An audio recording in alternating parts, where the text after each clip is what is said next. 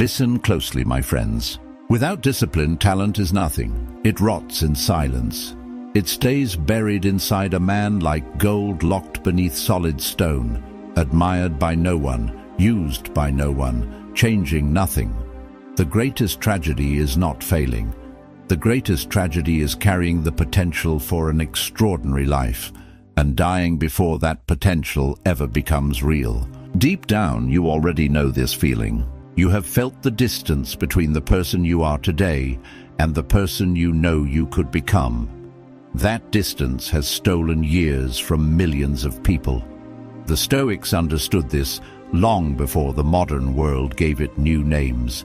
They knew that the gap between intention and action is where most dreams quietly go to die.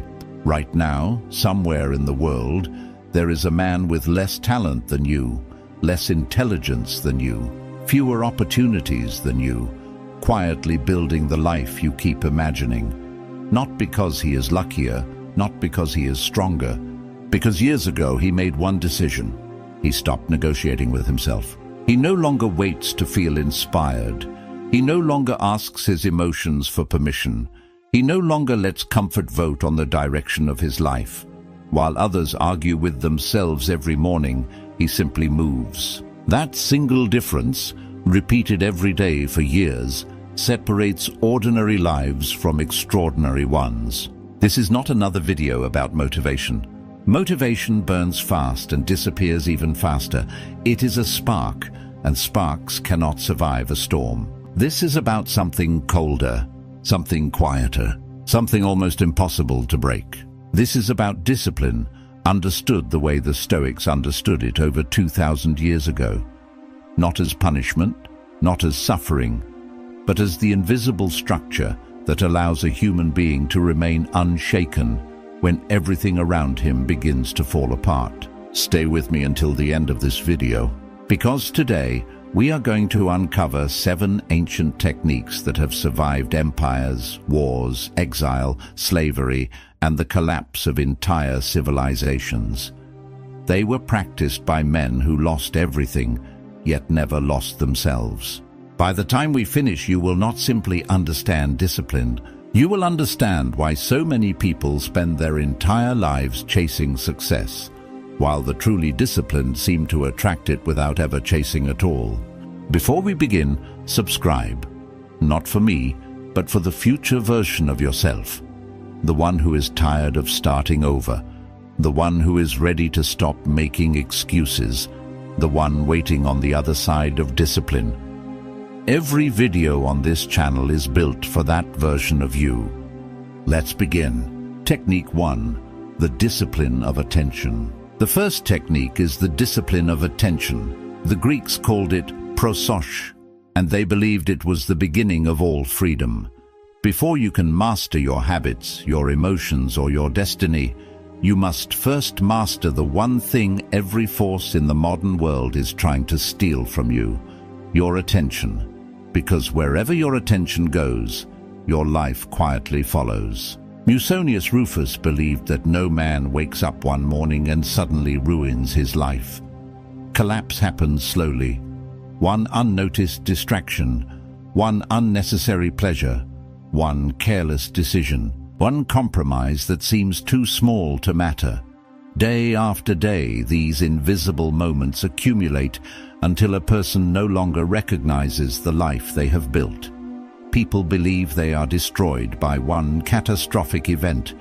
More often, they are destroyed by thousands of tiny moments they never considered important. Imagine standing at the gates of an ancient city. Every traveler who enters brings something with him. Some carry wisdom, some carry disease, some carry prosperity, others carry destruction disguised as opportunity. Your mind is that city. Every thought, every conversation, every video, every opinion, every fear stands outside those gates asking for permission to enter. Most people never realize they are the gatekeeper. They welcome everything inside, then wonder why chaos eventually occupies the entire city. The Stoics warned that the mind left unguarded never remains empty. It becomes occupied. If you do not choose what enters your consciousness, the world will choose for you. Advertisers will choose. Social media will choose. Angry strangers will choose. Your fears will choose. Eventually, you begin living a life designed by voices that never truly cared whether you became the person you were capable of becoming. Musonius challenged his students with a question that sounds almost painfully simple. What deserves a place inside your mind today? Not what demands your attention, not what entertains you, not what frightens you. What actually deserves to live there? Because every belief you repeatedly entertain eventually becomes a decision. Every decision becomes a habit. Every habit becomes your character. And your character quietly becomes your destiny. Attention is not simply the ability to focus. It is the ability to protect your future before your future even exists. Every time you refuse distraction, you are protecting a version of yourself that nobody else can see yet. Every time you surrender your attention to meaningless noise, you are silently trading pieces of that future for pleasures that disappear within minutes, but leave consequences that remain for years. Most people believe discipline begins with action. The Stoics believe discipline begins much earlier. It begins with the thoughts you allow to survive inside your mind. Actions are only the visible result. Attention is the invisible cause. Change the cause, and the effect changes naturally. There is a reason ancient Stoics practiced in noisy streets instead of perfect silence. They understood that focus developed only in comfort disappears the moment life becomes difficult.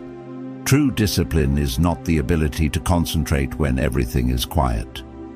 It is the ability to return your mind to what matters while the entire world competes for your attention. Remember this because it may be the most important sentence in this entire video. The quality of your life will never rise above the quality of your attention. Whatever owns your attention eventually owns you.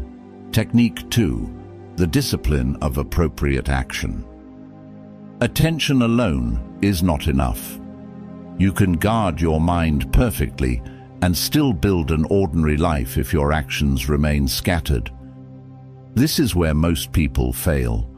They confuse movement with progress, activity with purpose, and exhaustion with achievement. They stay busy from sunrise to sunset, yet years later they discover they have traveled in circles instead of forward. The Stoics called this principle kathekon, appropriate action. It means doing only what truly belongs to your nature, your purpose, and your highest self. Every action either strengthens the person you are becoming or quietly strengthens the person you are trying to escape. There is no neutral choice. Every decision is casting a vote for your future identity. Picture a sculptor standing before a massive block of marble. The masterpiece is already hidden inside the stone. His job is not to add more marble. His job is to remove everything that does not belong. Every strike of the chisel looks like destruction, but in reality, it is revelation. The statue appears only because the unnecessary disappears. Most people attempt discipline by adding more goals, more routines, more productivity hacks, more obligations. Eventually, the weight becomes unbearable, and they collapse beneath a life they built with their own hands. The Stoics understood something timeless. Greatness is rarely created by addition. It is almost always created by elimination. Epictetus warned his students that the greatest danger was not laziness. It was distraction disguised as responsibility. A person can spend every hour of the day working and still accomplish nothing meaningful if none of that effort serves the life they were meant to build. Busyness often becomes the safest hiding place for people who are afraid to pursue what truly matters. Ask yourself a difficult question. If someone silently watched your actions for the next 30 days, without hearing your dreams or your excuses, what future would they assume you are creating? Because your calendar never lies. Your habits never lie. Your actions tell the truth long before your words ever do. Every unnecessary commitment steals energy from a meaningful one. Every pointless argument steals attention from your purpose. Every automatic yes to something unimportant becomes a hidden no to something that could have changed your life. This is why discipline is not learning to do more. It is learning to protect what deserves your strength. Helvidius Priscus understood this better than almost anyone in Roman history. When ordered to abandon his principles, he calmly accepted the consequences rather than betray his character. He understood that losing comfort was painful, but losing integrity was far worse. A disciplined person does not ask, "What is easiest?" They ask, "What remains true, even when it becomes expensive?" Every morning, life places a chisel in your hands.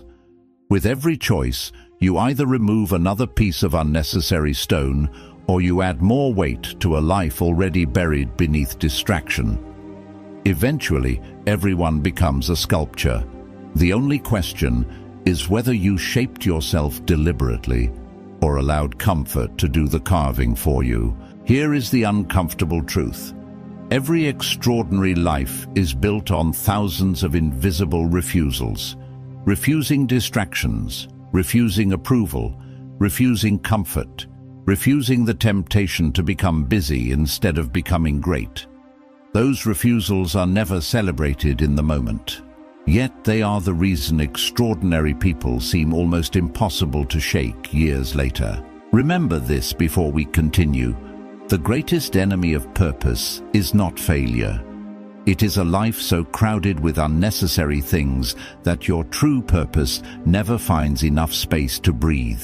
The third technique goes even deeper, because even when your actions are right, there is still one enemy capable of destroying everything you build. That enemy lives inside your own mind. Technique 3. Rule the kingdom within. Most people spend their entire lives trying to conquer the world while remaining complete strangers to the kingdom inside themselves. They dream of more money, more influence, more respect, believing that external victories will finally give them peace. But history whispers the same warning over and over again. A man can rule an empire and still be a slave, not to chains, but to his own impulses. The Stoics called this inner ruler the hegemonikon, the governing faculty of the mind. It is the invisible throne from which every judgment, every decision, and every action is born. Marcus Aurelius believed this was the only kingdom no one could invade unless you willingly surrendered its gates. Lose your wealth, and you can recover it. Lose your reputation, and time may restore it. But surrender your ruling mind, and nothing outside you can ever compensate for what has been lost.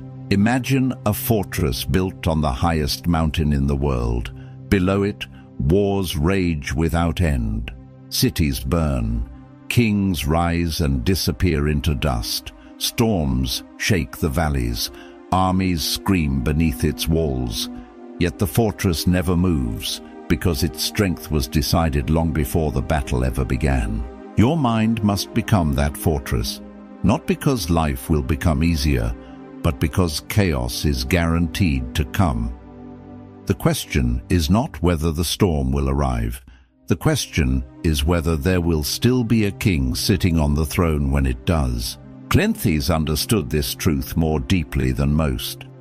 By night he carried heavy buckets of water through the streets, simply to earn enough money to study philosophy during the day. His body was exhausted, his hands were scarred, his clothes were worn. Yet while others pitied his circumstances, he quietly built a mind that hardship could no longer intimidate. He proved that discipline is never created by comfort. It is created every time your principles become stronger than your excuses.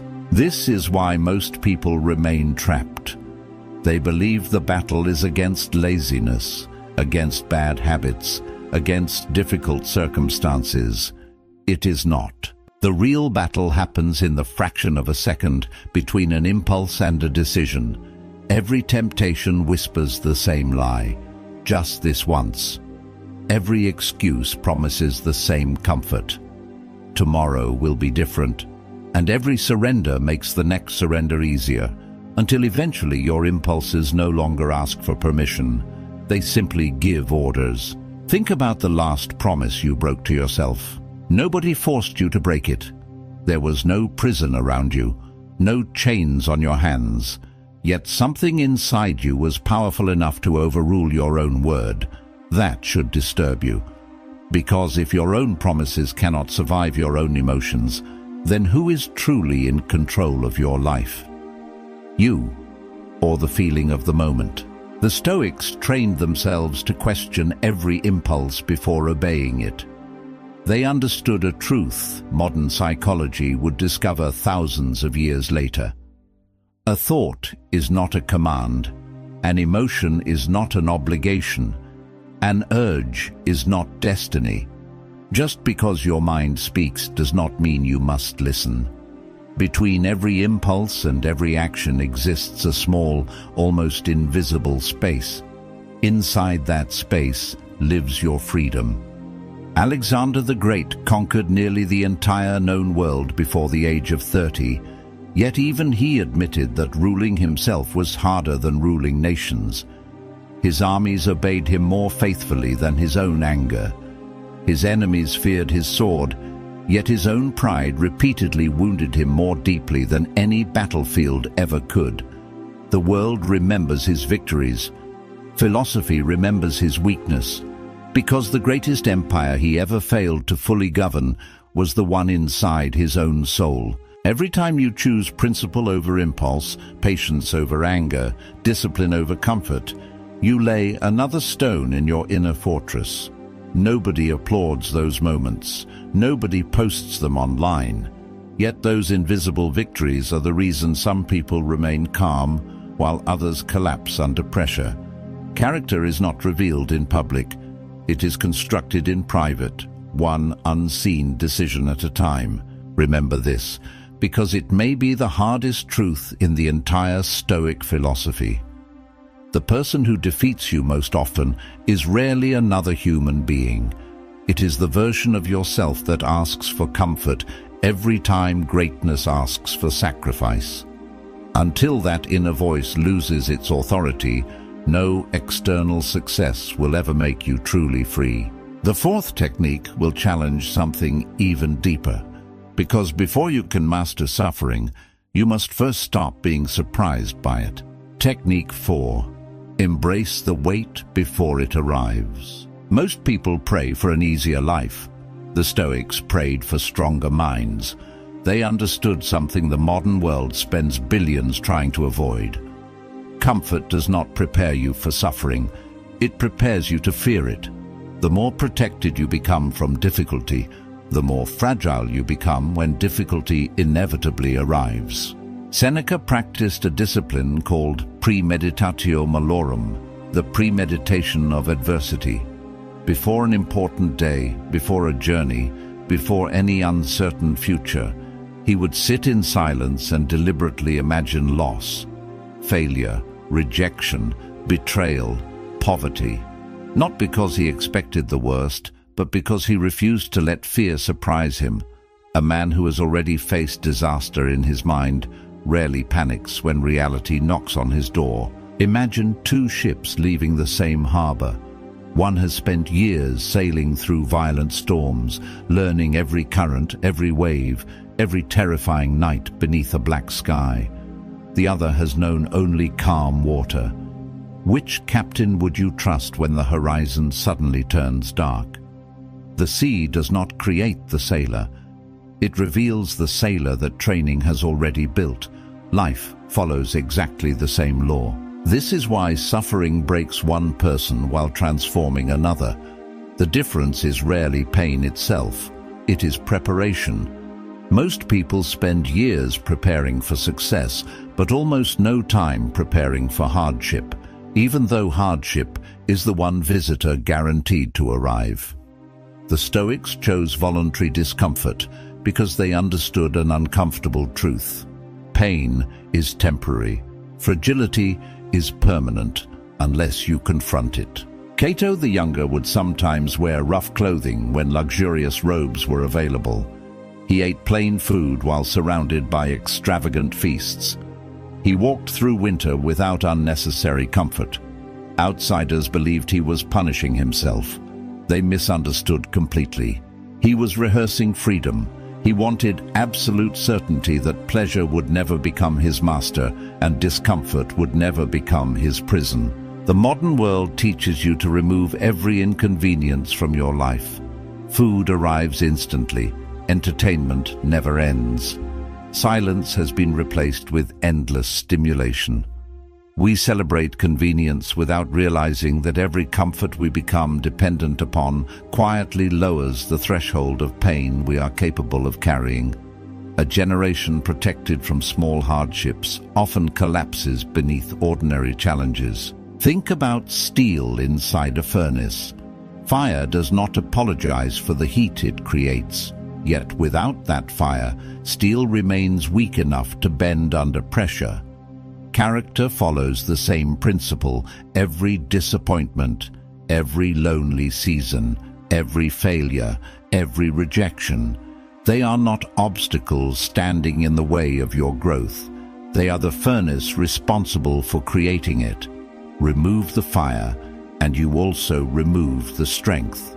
Nelson Mandela spent 27 years inside a prison cell, stripped of nearly everything the world considers valuable. Yet the prison failed to imprison his mind, because long before his body walked free, he had already defeated hatred, bitterness, and despair within himself. That is why some people leave suffering filled with wisdom, while others leave carrying only resentment. Pain teaches nothing by itself. The mind decides what the lesson becomes. Start practicing hardship before life chooses it for you. Stay with hunger a little longer before eating. Stay with silence a little longer before reaching for your phone. Finish one more repetition when your body asks to stop. Wake up when comfort begs you to stay asleep. These moments appear insignificant, but they are quietly teaching your nervous system that discomfort is not an emergency. It is simply another place where strength is waiting to be built. Here is the truth that separates extraordinary people from everyone else. The strongest minds are not the ones who avoid suffering. They are the ones who stop negotiating with it. They understand that every storm survived voluntarily makes the unavoidable storms of life far less terrifying. By the time hardship finally arrives uninvited, it no longer feels like an enemy. It feels like familiar ground. Remember this carefully. Life will eventually ask every human being the same question. Who are you when comfort disappears? On that day, your answer will not come from motivation. It will come from the quiet training you completed when nobody was watching. The fifth technique changes everything, because strength alone is never enough. Without structure, even the strongest mind eventually loses its way. Technique 5. Build a life that does not depend on motivation. There is a lie almost every person believes at the beginning of their journey. They think that one day they will wake up feeling ready, ready to work, ready to change, ready to become disciplined. But that morning never comes. Motivation is a visitor, not a resident. It arrives without warning, stays briefly, and disappears the moment life becomes uncomfortable. If your future depends on motivation, then your future is resting on something that was never designed to stay. The Stoics never trusted emotion to guide their lives. They trusted structure. They understood that freedom is not created by doing whatever you feel like doing. Freedom is created by building a life where your highest values continue to operate, even when your emotions refuse to cooperate. A disciplined man does not ask himself every morning whether he feels like doing what matters. He removes the question entirely. Rutilius Rufus lived by this principle. Even after being falsely accused and sent into exile, he refused to let his circumstances dictate the order of his life. His routines remained steady, his principles remained untouched, his character remained intact. The world had changed around him, yet the architecture inside him never moved. That is the true purpose of structure. It protects your identity when life tries to steal it. Imagine a river that has flowed through the same valley for hundreds of years. At first, the water had to fight for every inch of ground, but over time, it carved a channel so deep that every future drop naturally followed the same path. Habits work exactly the same way. Every repeated action cuts another groove into your mind until discipline no longer feels difficult. It simply becomes the direction your life naturally flows. Most people negotiate with themselves hundreds of times every single day. Should I wake up now? Should I work later? Should I skip today's workout? Should I scroll for just a few minutes? They think these are small decisions. They are not. Every unnecessary decision quietly drains the energy needed for meaningful ones. The exhausted mind almost always chooses comfort over purpose. This is why structure is one of the greatest forms of self-respect. It removes the endless debate between the person you are today and the person you are trying to become. When your routine is already decided, your emotions lose their vote. You stop asking your feelings for permission because the decision was made long before the emotion arrived. Look closely at the people you admire most. They rarely possess stronger motivation than everyone else. What they possess is stronger systems. While others rely on inspiration, they rely on repetition. While others wait for the perfect mood, they quietly follow the path they built months or years earlier. Their success appears effortless only because you never witnessed the invisible structure supporting it. Nature itself teaches this lesson. The sun never waits to feel inspired before it rises. The seasons never ask whether they should arrive this year. The ocean never debates whether it should return to the shore. The greatest forces in existence are powerful because they are consistent. Human greatness follows the exact same law. Consistency always outlives intensity. Here is the uncomfortable truth. Every excuse sounds reasonable when you hear it for the first time. I'm tired. Tomorrow will be better. Just this once. But the mind keeps a record of every exception. Eventually, those exceptions become your identity. You no longer break the routine occasionally. You become someone who breaks promises to yourself. And once that identity is formed, rebuilding trust becomes far harder than building it correctly the first time. So build a life where discipline is automatic. Let your mornings begin before your excuses wake up. Let your environment make good decisions easier than bad ones. Remove temptation before temptation ever has the chance to speak. The strongest people are not those with the strongest will. They are those who designed a life where willpower is needed less and less every single day. Remember this, because it may be the difference between dreaming about greatness and actually living it. You do not rise to the level of your motivation. You fall to the level of your structure. When life becomes chaotic, when pain arrives, when emotions collapse, your routines will carry you exactly where your inspiration never could. The sixth technique is perhaps the most difficult of them all, because it demands that you transform your relationship with time itself, and with the one thing every human being fears losing most. Technique 6. Become friends with mortality. There is one truth that every human being spends a lifetime trying to outrun, yet not a single person has ever escaped it. Death. We whisper about it. We postpone thinking about it. We distract ourselves from it with entertainment, ambition, and endless noise. But the Stoics did something almost unimaginable. They looked directly at it, not with fear, but with gratitude. Because they believed the awareness of death is not what destroys life. Forgetting death is. Marcus Aurelius wrote, "You could leave life right now. Let that determine what you do, what you say, and what you think." At first, those words sound cold, but they are not a threat. They are a liberation. When you truly understand that your time is finite, you stop wasting it on people who drain your soul, on arguments that change nothing, and on dreams you keep postponing for a tomorrow that has never promised to arrive. Imagine an hourglass resting silently on a table. Every grain of sand that falls is invisible in isolation. You do not notice the first grain, or the thousandth. But eventually, you look up and realize the bottom is almost full. Life passes exactly like that. Not in dramatic moments, but in ordinary afternoons, forgotten conversations, postponed ambitions, and mornings you believed would always be repeated. The greatest thief of life is not death itself. It is the illusion that there will always be more time.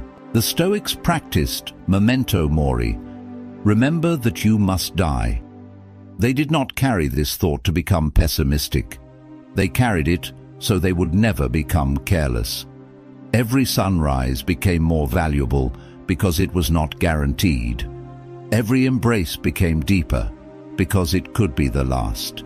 Every decision carried greater weight because they understood that every choice consumed a piece of a life that could never be replaced. Emperor Marcus Aurelius ruled the most powerful empire on earth, yet every morning he reminded himself that the crown could not negotiate with mortality. Disease did not respect power. Time did not admire wealth. Death did not pause for emperors. That realization did not make him weaker. It made him impossible to distract with trivial things. When you remember how temporary everything is, your standards become sharper, your priorities become clearer, and your courage becomes quieter. Now ask yourself something most people are too afraid to ask. If you knew with absolute certainty that 1 year from today would be your final day alive, what would disappear from your life tomorrow morning? How many grudges would suddenly become meaningless? How many fears would lose their authority?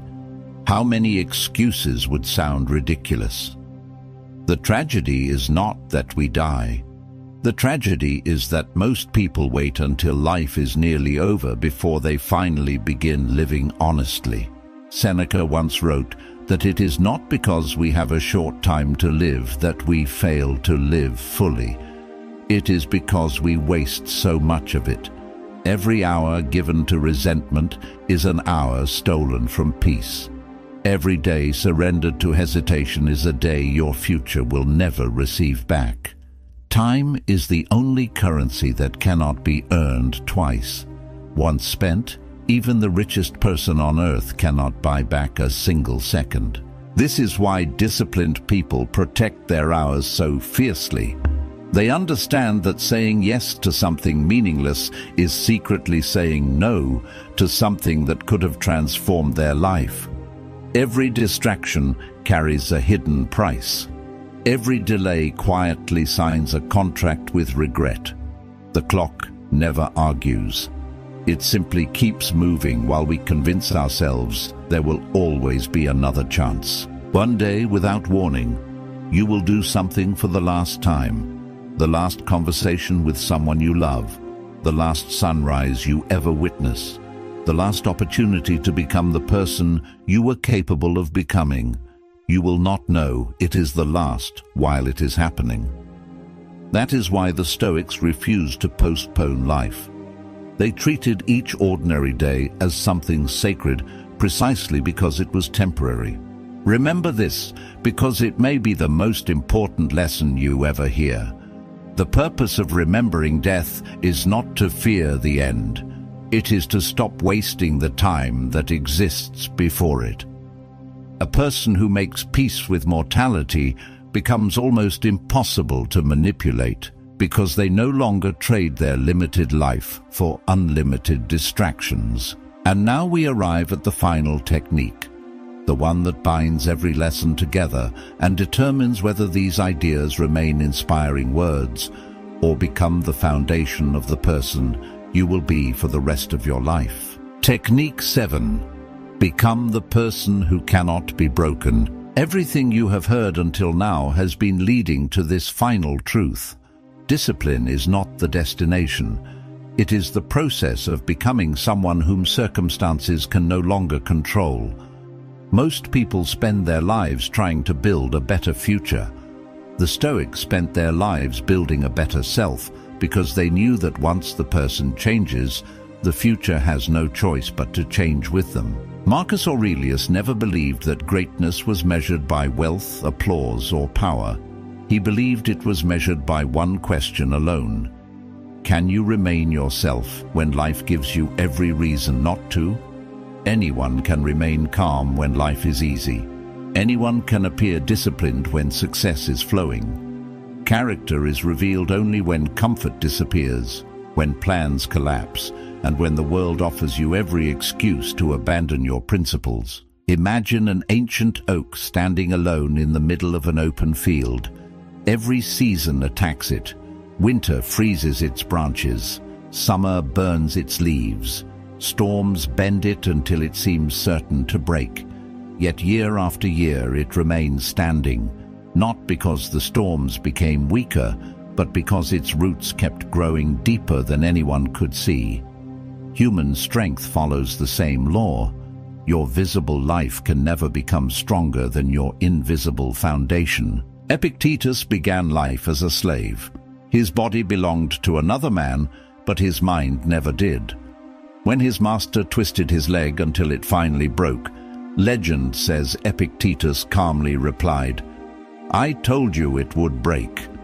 Whether every detail of that story is literal or not, the lesson has survived for nearly 2,000 years because it reveals something extraordinary.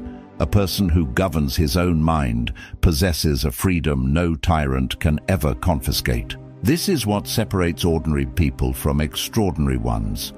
Ordinary people ask, "What happens to me?" Extraordinary people ask, "Who do I become because of what happens to me?"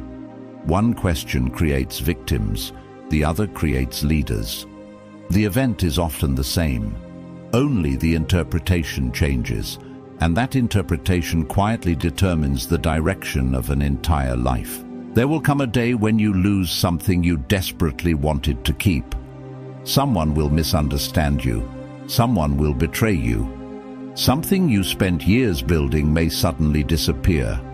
On that day, none of your motivational quotes will save you. None of your temporary emotions will carry you forward. Only your character will remain. And character is never built during the storm. It is revealed by it. Never forget this. Every difficult morning you refuse to quit. Every temptation you refuse to obey. Every fear you walked through instead of running away from. Every promise you kept when nobody would have known if you broke it. Those moments were never just isolated victories. They were bricks, quiet, invisible bricks. Day after day they built the fortress you now carry inside yourself. The world is full of people searching for shortcuts, waiting for perfect timing, hoping that confidence will appear before action.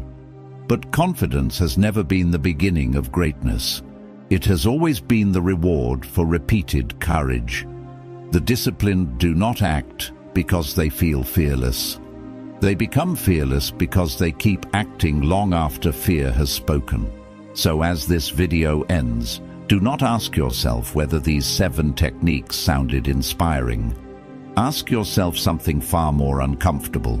Who will you be tomorrow morning when no one is watching? Because that version of you, the one standing alone with your choices, your excuses, and your conscience, is the person who will ultimately decide the quality of your entire life. One day, years from now, you will look back on this chapter of your life. You will either meet the person who finally stopped negotiating with weakness, or the person who kept waiting for a better moment that never came. That decision has never belonged to fate. It has never belonged to luck. It has always belonged to you. Guard your mind. Master your actions. Rule your inner kingdom. Welcome adversity. Build unshakable structure. Remember your mortality. And above all, become the person who cannot be broken. Because in the end, the greatest victory is not conquering the world. It is becoming someone the world can no longer conquer. For centuries, these ideas have survived wars, empires, revolutions, and the rise and fall of civilizations, not because they make life easier, but because they make human beings stronger. The world around you will continue to change. Technology will change. Economies will change. People will change.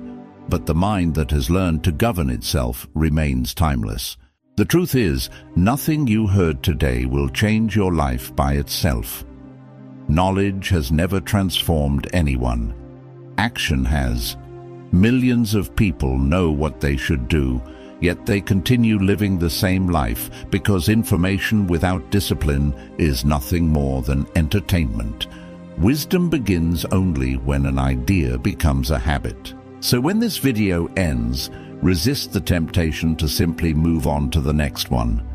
Instead, choose one principle. Protect your attention. Keep one promise to yourself. Welcome one moment of discomfort. Build one habit that your future self will thank you for. Great lives are never changed by one giant decision.